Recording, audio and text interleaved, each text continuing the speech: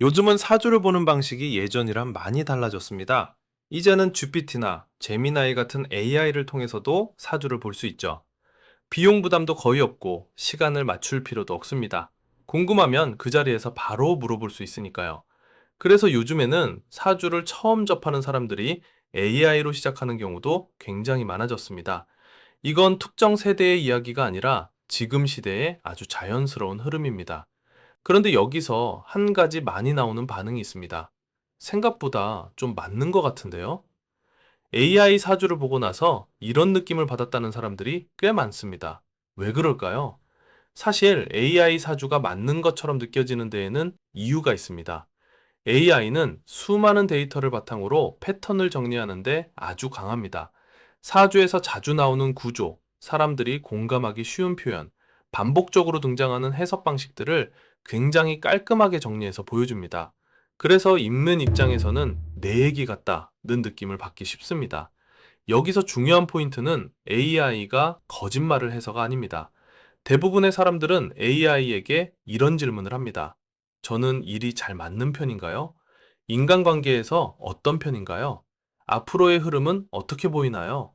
이 질문들 자체가 아주 넓고 열려 있습니다. 그리고 AI는 그 질문에 가장 보편적인 답을 정리해서 줍니다. 그래서 읽는 사람이 자기 상황을 그 안에 자연스럽게 대입하게 됩니다. 이 과정에서 맞는 것 같다는 느낌이 생깁니다. 이건 사주뿐만 아니라 성향 테스트나 심리 테스트에서도 똑같이 나타나는 현상입니다. 문장이 완전히 틀리지 않고 어느 정도 범위를 포함하고 있으면 사람은 그 안에서 자기 이야기를 스스로 찾아내게 됩니다. AI 사주가 편하고 부담 없이 읽히는 이유도 바로 여기에 있습니다. 하지만 여기에는 한계도 분명히 있습니다. AI는 글자의 의미를 설명할 수는 있어도 그 말을 받아들이는 사람이 어떤 감정 상태에 있는지까지 함께 느끼지는 못합니다. 말을 하다 잠시 멈추는 순간이나 같은 말을 여러 번 반복하게 되는 지점, 지금 이 질문을 왜 하고 있는지 같은 맥락까지 함께 다루는 건 AI의 영역은 아닙니다. 반대로 대면 상담은 조금 다른 특징을 가집니다. 속도는 느릴 수 있고 비용 부담도 생길 수 있습니다. 하지만 말이 오가는 과정에서 정리가 되는 경우도 많습니다. 이야기를 하다가 스스로 말이 꼬이는 부분, 설명하다가 본인이 멈추게 되는 지점, 그 과정에서 생각이 정리되는 순간들, 이건 정보를 받아서 이해하는 방식이라기보다는 이야기를 하면서 정리되는 과정에 가깝습니다. 그래서 AI로 보는 사주와 대면 상담은 어느 쪽이 더 맞다, 어느 쪽이 더 정확하다고 나누기보다는 상황에 따라 역할이 다르다고 보는 게 훨씬 자연스럽습니다.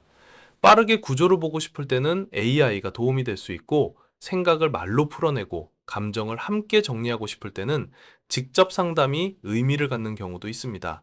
저 역시 사람이고 사람을 직접 상대하면서 느끼는 건 말의 내용만큼이나 말이 오가는 과정에서 정리되는 것들이 분명히 있다는 점입니다.